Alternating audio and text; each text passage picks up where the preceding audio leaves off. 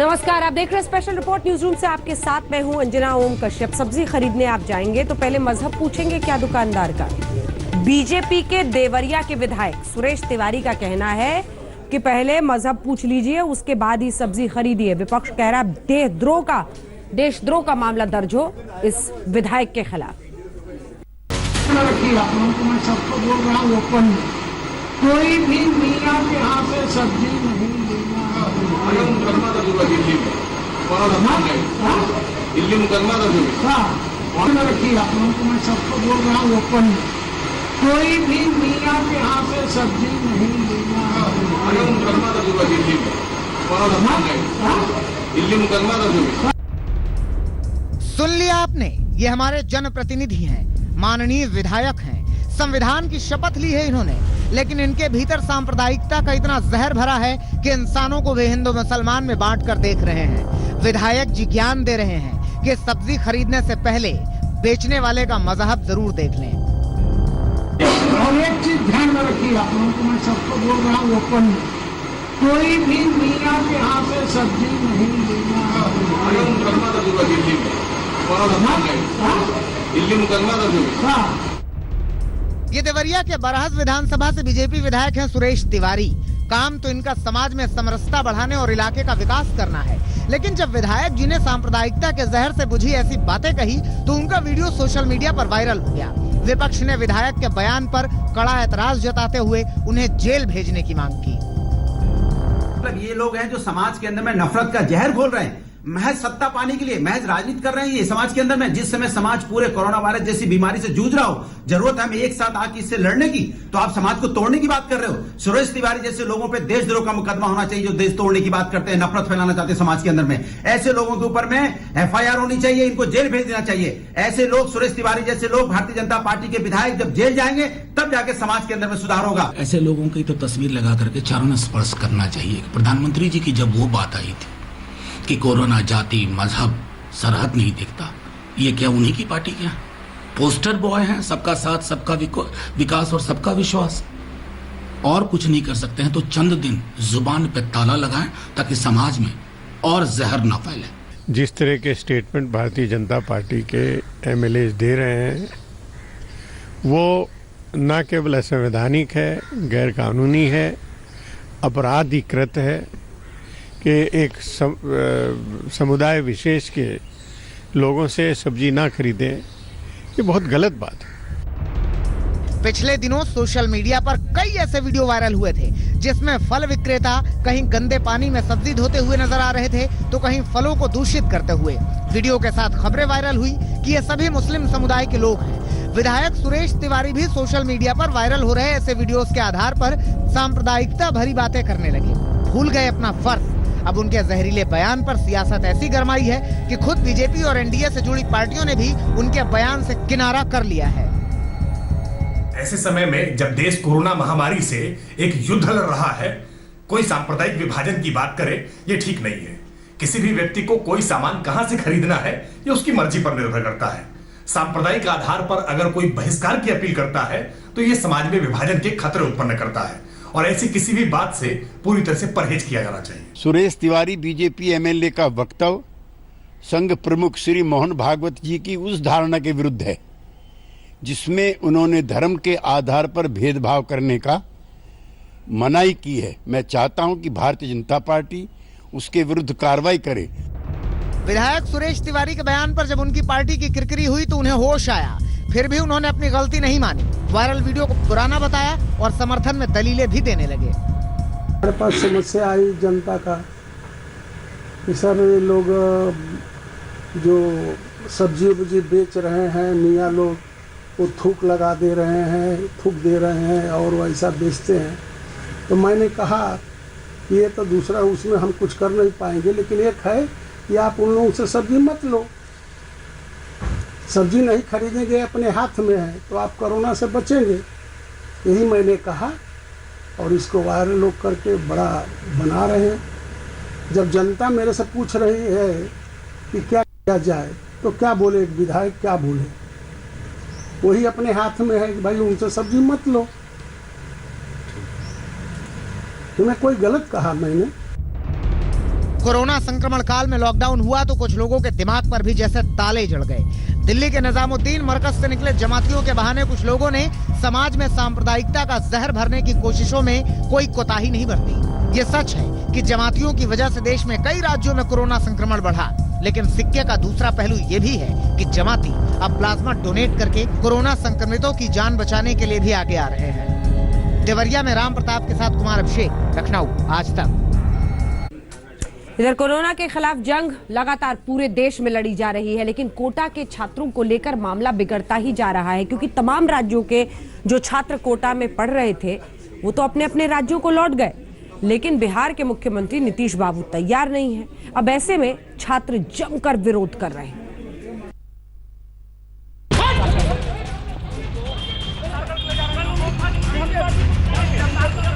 Corona संक्रमण काल के लॉकडाउन में भी हक की आवाज बुलंद करने के लिए छात्रों की भीड़ सड़कों पर उमड़ पड़ी। ये छात्र बिहार सरकार से राजस्थान के कोटा में फंसे बिहार के बच्चों की वापसी की मांग कर रहे हैं। छात्रों ने पटना विश्वविद्यालय के मेन गेट पर प्रदर्शन किया। छात्र यहां धरने पर बैठने की तैयारियों में थे, लेकिन पुलिस ने प्रदर्शन कर रहे छात्रों को रोक लिया। पुलिस और छात्रों के बीच झड़प भी हुई। इसके बाद पुलिस ने पटना विश्वविद्यालय छात्र संघ अध्यक्ष मनीष कुमार और उनके साथियों को गिरफ्तार कर लिया। छात्र को मारा जा रहा है बाहर में, बिहार की सरकार कोई ध्यान नहीं दे रही है। छात्र मजदूर फंसे हुए कोटा और अन्य राज्यों में, लेकिन यहाँ की सरकार सोई हुई है। दरअसल मेडिकल और इंजीनियरिंग की तैयारी करने वाले हजारों छात्र लॉकडाउन के दौरान कोटा में फंस गए थे। उत्तर प्रदेश, मध्य प्रदेश, छत्तीसगढ़, हरियाणा, उत्तराखंड, जम्मू कश्मीर और असम की सरकारों ने तो कोटा में फंसे छात्रों को घर पहुंचाने के लिए पूरा इंतजाम कर लिया। बसों के जरिए उन्हें उनके घर तक पहुंचा दिया। लेकिन बिहार की नीतीश कुमार सरकार ने छात्रों को कोटा में ही रहने देने का फैसला किया। कोटा में फंसे बच्चों को लेकर बिहार में सियासत गरमाई हुई। विपक्ष नीतीश कुमार पर सवाल कर रहा है। कई राज्यों के मुखिया अपने माइग्रेंट वर्कफोर्स को, अपने स्टूडेंट्स को ले आए। क्या मजदूर पैदल चल के बिहार नहीं पहुंचा? सोमवार को प्रधानमंत्री नरेंद्र मोदी के साथ बैठक में नीतीश कुमार ने इस मामले को उठाया था। नीतीश कुमार ने केंद्र सरकार से छात्रों की वापसी के लिए नीति बनाने की मांग की। नीतीश ने इस पर सवाल उठाए हैं कि गृह मंत्रालय की तरफ से आवाजाही की इजाजत नहीं है तो फिर कैसे बच्चे बुलाए जा रहे हैं। लॉकडाउन के दौरान हुए इस प्रदर्शन के आरोप में 4 लोगों को पुलिस ने गिरफ्तार किया। बिहार सरकार के द्वारा कोटा में फंसे छात्रों और बिहार के बाहर रह रहे मजदूरों के बारे में अपनी नीति स्पष्ट करने के बावजूद हुए इस प्रदर्शन से लॉकडाउन का उल्लंघन तो हुआ ही, साथ ही इस पूरे प्रकरण को राजनीतिक रंग देने की भी कोशिश की गई। और ये संग्राम छिड़ा है गुजरात के सूरत में। हीरा कारोबार से जुड़े प्रवासी मजदूरों के पेट की आग लॉकडाउन पर भारी पड़ गई। इन लोगों का कहना था कि लॉकडाउन के दौरान कारोबारियों ने उनसे काम तो करवाया, लेकिन पैसे नहीं दिए। मजदूरों ने हीरा कारोबारियों के दफ्तरों के साथ साथ पुलिस पर भी पत्थर फेंके। बड़ी मुश्किल से पुलिस ने हालात पर काबू पाया। और ये देखिए, कामगारों की ये लाइन बीजेपी सांसद सीआर पाटिल के दफ्तर के बाहर लगी है। ये प्रवासी कामगार अपने घर जाने के लिए सांसद के दफ्तर पर पास बनवाने पहुंचे थे। सांसद के दफ्तर के सामने यूपी, बिहार, राजस्थान और झारखंड के इन मजदूरों की तादाद इतनी थी कि इनकी लाइन 3 किलोमीटर लंबी हो गई। उधर इन मजदूरों के लिए अच्छी खबर भी आनी शुरू हो गई है। प्रशासनिक मंजूरी के बाद 36 मजदूरों को लेकर एक बस सूरत से यूपी के सिद्धार्थ नगर के लिए रवाना हुई है। पटना से सुजीत झा, कोटा से संजय वर्मा के साथ संजय सिंह राठौड़, सूरत, आज तक। तो मजदूरों की, छात्रों की वापसी एक बड़ी चुनौती है, लेकिन एक दूसरी चुनौती है कोरोना ग्राफ को नीचे लाने की। क्या इसमें थोड़ा पहले से कम बेहतर नतीजे सामने आ रहे हैं? ये इसलिए कहा जा रहा है क्योंकि जब 5 राज्यों के आंकड़े हम देखें, लेकिन उससे पहले भारत के आंकड़े के साथ शुरुआत करते हैं, तो हम आपको दिखा रहे हैं जो नए केस है वो आप देखिए कि जो इजाफा हो रहा था वो नीचे आया है। इधर जो 5 दिन का औसत है, जो बढ़ने की रफ्तार है वो 15.95 थी पहले, वो अब बढ़ने की रफ्तार पहुंच गई है 6.3 पर। तो क्या अब हम माने कि हिंदुस्तान में हम कोरोना ग्राफ को फ्लैटन करना, जो सबसे बड़ा मकसद था, उसमें हम अब कामयाबी हासिल कर रहे हैं। और अब बात दिल्ली की करते हैं। दिल्ली में हम आपको नए केस भी दिखा रहे हैं कि कितने आए हैं, और इसी के साथ जो रफ्तार थी वो भी आप देखिएगा कि कैसे पहले वो रफ्तार कितनी थी और अब जाकर कहां पर पहुंची है। देखिए ये रफ्तार जो पहले थी वो 16-17 को भी पार करते हुए 17.9, लेकिन अब ये रफ्तार का जो स्पीड है वो 7% है, यानी 7 पर वो पहुंच गया है। ये अपने आप में ऐसे संकेत दे रहा है कि राजस्थान हो, दिल्ली हो, कैसे ये मामले धीरे धीरे अब जरा सा नियंत्रण में आ रहे हैं, उसका हम आपको ग्राफिक्स दिखा रहे हैं। यहाँ पर अब 77 जो नए केस हैं वो अब आप देख रहे हैं, लेकिन ये सबसे महत्वपूर्ण है कि ये जो अभी देखिए कैसे ये जो पहले रफ्तार थी 25 की, वो 25% अब 3.7 अगर राजस्थान में हो जाता है तो ये हम आपको बता रहे हैं 5 दिन का जो औसत आंकड़ा, लास्ट 5 डेज का जो एवरेज है वो हम आपको दिखा रहे हैं। और ये अब महाराष्ट्र की तरफ हम बढ़ते हैं। महाराष्ट्र में भी इसी तरह से आप देखेंगे अभी जो रेट है 5 दिन का औसत वो पहुंचा है 8.7 पर, लेकिन इससे पहले ये कहां तक था, एक वक्त तो ऐसी रफ्तार थी 34.2% के हिसाब से 5 दिन का औसत केस बढ़ रहे थे। तो यहां पे भी 5 दिन का औसत हम आपको बता रहे हैं, यहां पर भी 5 दिन का औसत बता रहे हैं। अब हम चलते हैं मध्य प्रदेश। देखिए जो सबसे ज्यादा प्रभावित राज्य है उसमें महाराष्ट्र, मध्य प्रदेश, दिल्ली, राजस्थान, गुजरात यही राज्य है। और यहां पर जो नए केसेस का है या फिर जो 5 दिन के औसत का रफ्तार है घटने या बढ़ने का, वो कई सकारात्मक संकेत दे रहा है। अभी 5.1 है मध्य प्रदेश में, एक वक्त पर 6.7%, ये 5 दिन का औसत जो आंकड़ा है वो था। तो ये हमने आपको मध्य प्रदेश का भी दिखा दिया।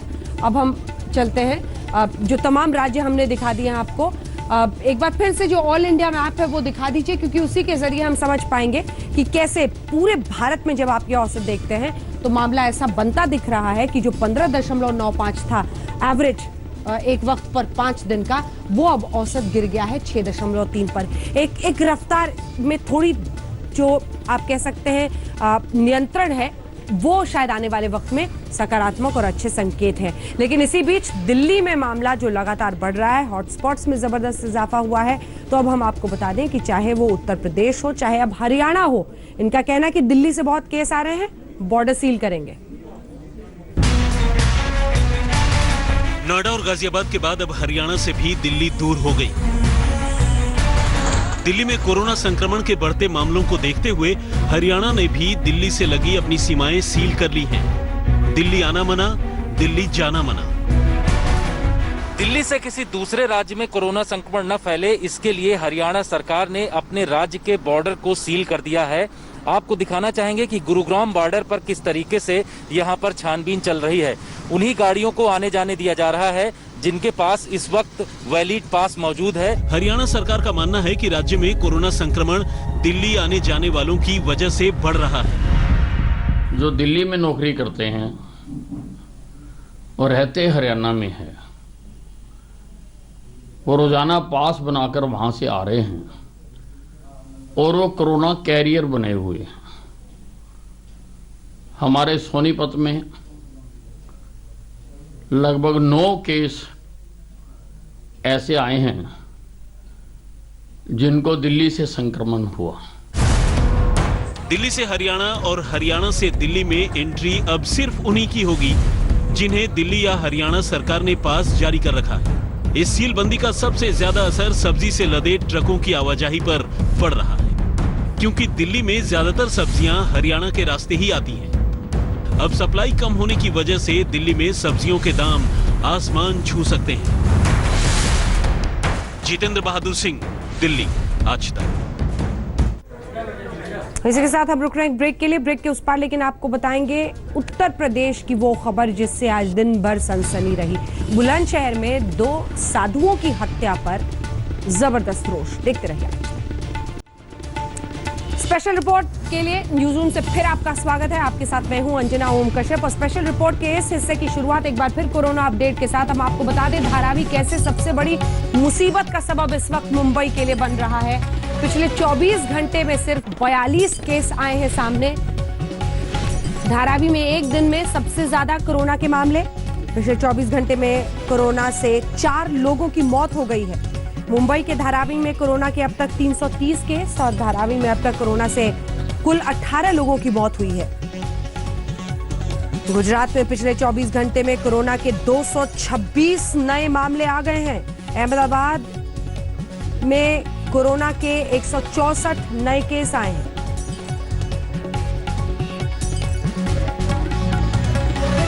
पहले महाराष्ट्र के पालघर में संतों की हत्या के बाद जबरदस्त बवाल हुआ था और अब उत्तर प्रदेश के बुलंदशहर में 2 साधुओं की हत्या के बाद जबरदस्त रोष देखा गया।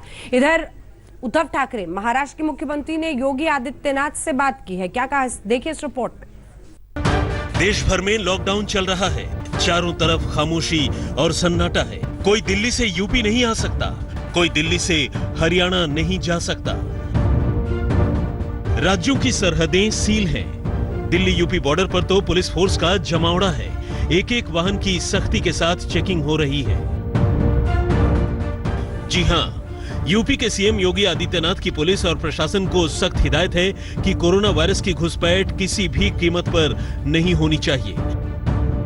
लेकिन यूपी का सारा अमला ये भूल गया कि कोरोना वायरस ही नहीं, समाज में अपराध का वायरस बेहद खतरनाक है और बुलंदशहर में वो हो गया जो नहीं होना चाहिए था। बुलंदशहर में 2 साधुओं की निर्मम हत्या। मंदिर के अंदर 2 साधुओं के शव खून से लथपथ मिले। बुलंदशहर में 2 साधुओं की हत्या से हिला उत्तर प्रदेश। आखिर 2 साधुओं की हत्या किसने और क्यों की?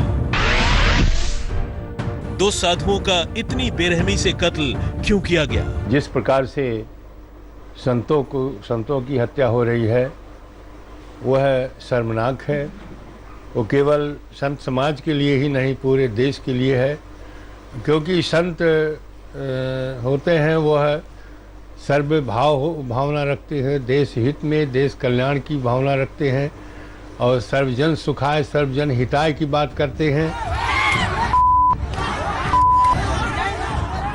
अभी लॉकडाउन के बीच महाराष्ट्र के पालघर में 2 साधुओं और एक ड्राइवर की हत्या पर हंगामा मचा हुआ है। पालघर में साधुओं की हत्या पर दुनिया भर की राजनीति चल रही है। सीएम उद्धव ठाकरे से सवाल हो रहे हैं। इस बीच बुलंदशहर में साधुओं के एक और हत्याकांड ने सियासत में उबाल ला दिया है। आज हम आपको दिखाएंगे कि बुलंदशहर में साधुओं की हत्या किसने और क्यों की।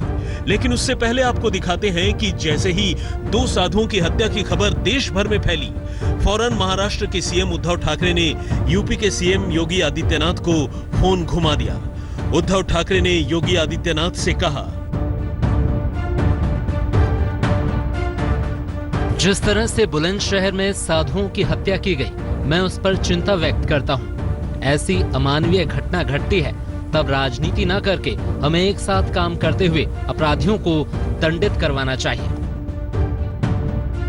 माना जा रहा है कि उद्धव ठाकरे ने योगी आदित्यनाथ से फोन पर बात कर अपना हिसाब चुकता कर लिया है, क्योंकि 17 अप्रैल को पालघर में 200 लोगों की भीड़ ने 2 साधुओं और एक ड्राइवर को पीट कर मार डाला था।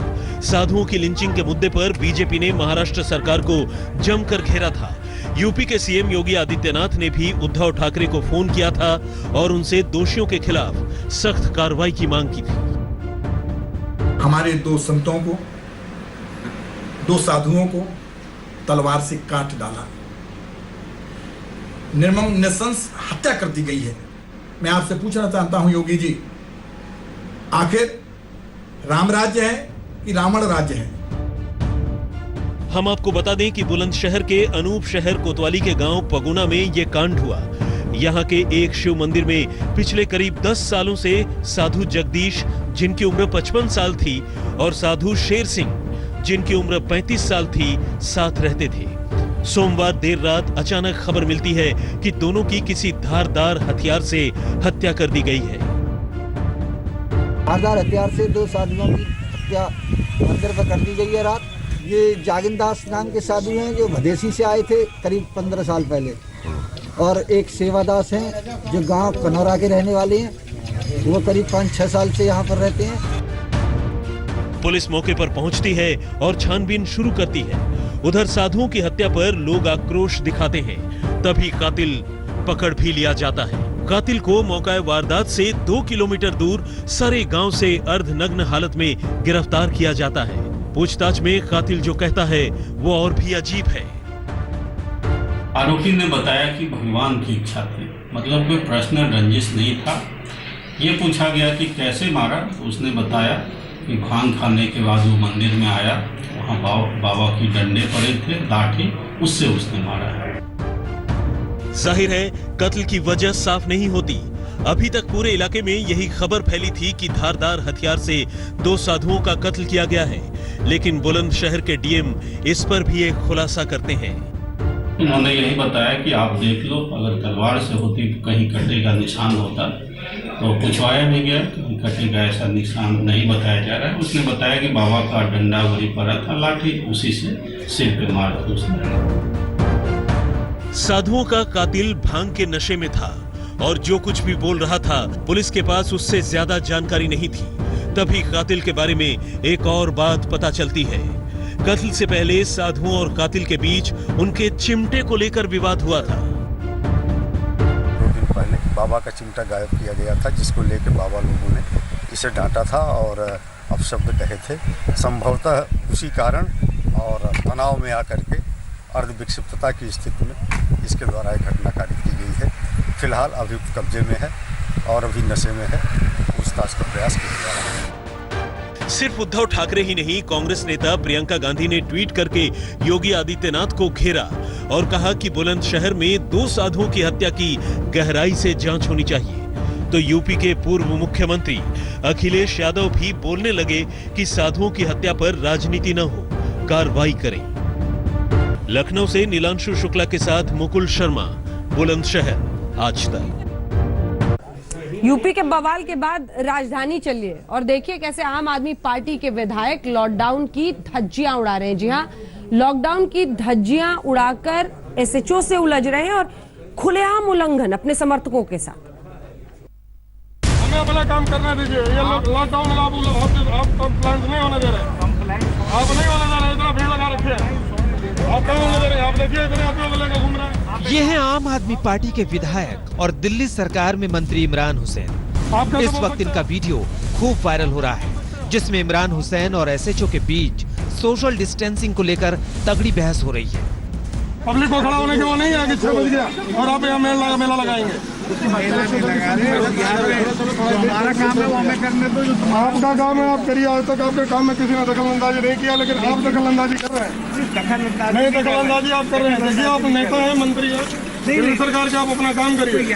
हमें अपना काम करने दीजिए। ये लॉकडाउन आप कंप्लेंट नहीं होने दे रहे, आप नहीं होने दे रहे, इतना भीड़ लगा रखे हैं, आप कहाँ होने दे रहे हैं। आप देखिए इतने आदमी लेकर घूम रहे हैं। आप एक बात सुनो, आप कितने आदमी लेकर घूम रहे हैं। मैं कितने सारे आपकी वजह से है ना, हमारे वजह से नहीं, आपकी वजह से। आप लगा रहे हैं, मैंने खड़ा होने दो।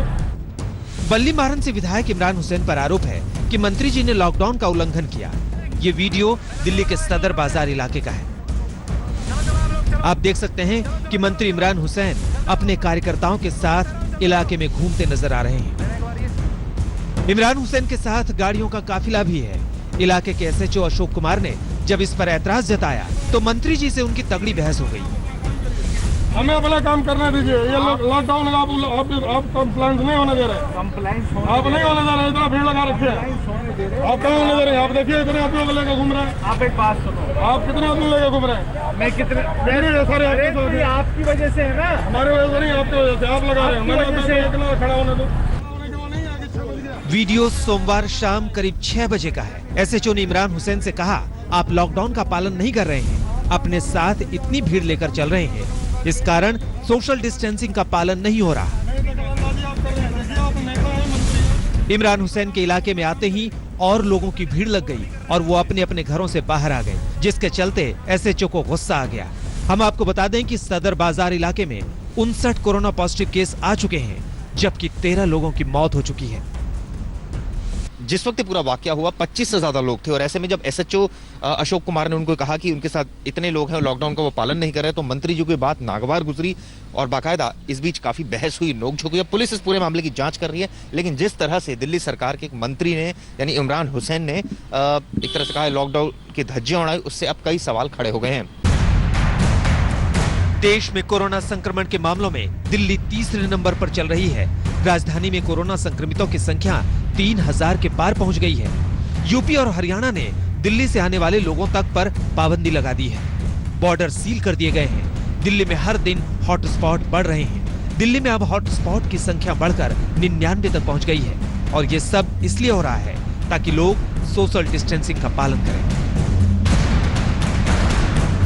दिल्ली पुलिस रात और दिन सड़कों पर बिता रही है ताकि लोग ठीक से लॉकडाउन का पालन करें और कहीं कोई सोशल डिस्टेंसिंग को ना तोड़े।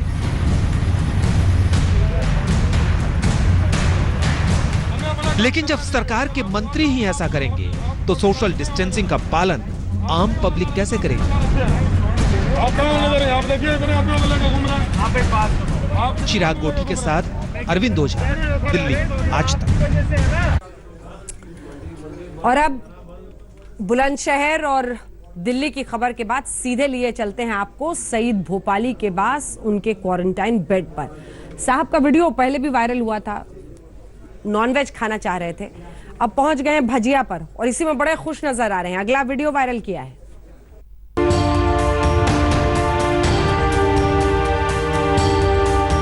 मध्य प्रदेश कोरोना महामारी की त्रासदी से जूझ रहा है। चप्पे चप्पे पर लॉकडाउन का सख्ती से पालन किया जा रहा है। सड़कों पर पुलिस लोगों को कोरोना से बचाने में जुटी है और अस्पताल में डॉक्टर रात और दिन जान पर खेलकर लोगों का इलाज कर रहे हैं। ऐसे में एक मरीज का वीडियो वायरल हुआ है। ये मरीज हाथ में खाने की थाली लेकर कहता है कि दाल चावल खाने से उसके मसूड़ों में दर्द हो रहा है, मुझे चिकन और मटन चाहिए। खाना खिला रहा हूँ, वो बीमार करोगे हमें। क्या क्या है ये? दाल चावल खाते खाते हमारे मसूड़े दुख गए। सईद भोपाली है मेरा नाम। अब मैं तो डेली मटन खाता हूँ भाई, शेर की औलाद हूँ, मिलिट्री मैन सईद भोपाली, लाला अस्पताल दिलकुशाबाद। सुन लो, अरे वीडियो बन रही है? हाँ बन रही। हाँ, ये खाना मैं नहीं खाऊंगा, बीमार था जब तक खा लिया, अब मैं स्वस्थ हूँ। मुझे नटबोल चाहिए, चिकन मुर्गा, मछली तंदूरी, तो खाना खाऊंगा नहीं तो ये ले जाओ तुम खाना। मेरे घर से बुलवाऊंगा, मेरे घर से खाऊंगा नहीं तो मैं छोड़ दूँ, जा रही हूँ घर खाना खाना। लेकिन रात गुजरी और सुबह हुई तो इस शख्स के मसूड़ों का सारा दर्द दूर हो गया। चिकन मटन की बात तो दूर, भाई साहब अब भजिया खा रहे हैं, मामा के गुण गा रहे हैं। मामा यानी मध्य प्रदेश के मुख्यमंत्री शिवराज सिंह।